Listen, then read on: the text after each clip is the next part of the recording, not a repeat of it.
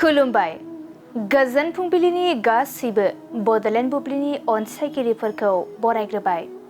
दिनै 7 नभेम्बर बृहस्पतिबारनि फानजामुथिखौ फरायथिनो लादों आं उदांस्रि मुसाहारिया। फानजामुथिनि गिबियाव दं मेष राशि। मोजां सोलोंथाइ लानो साननायाव नखरनि सुबुङा हेंथा होगोन। थांखिनि लामायाव सहैनो गोब्राब जागोन। वृष राशि।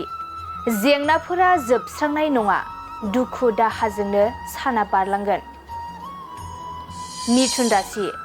मोनहासयै सिमां सुजुना मोननो लुबैगोन, गोसोआ उरां फारां जागोन। कर्क राशि। सिरि सानखुमाना थानाय थांखिया गुबुनफोरनि गेजेराव गोसारगोन, गोसोआ उसुखुथु जाबाय थागोन। सिंह राशि। नोंथांनि जौगानायखौ गुबुना हिंसा खालामगोन, सुथुरा नाख्रेबनो नाजागोन। कन्या राशि। जानाय लोंनायाव सांग्रां जानाया मोजां, देहाखौ जोबोरैनो खस्थ' मोनखांगोन। तुला राशि। माबा मोनसे मुवा मोननो हागौ, रंजा खुसिजोंनो साना बारलांगोन। वृश्चिक राशि। मावनो लानाय खामानियाव हेंथा फैगोन, गोसोआ असान्थि जाबाय थागोन। धनु राशि।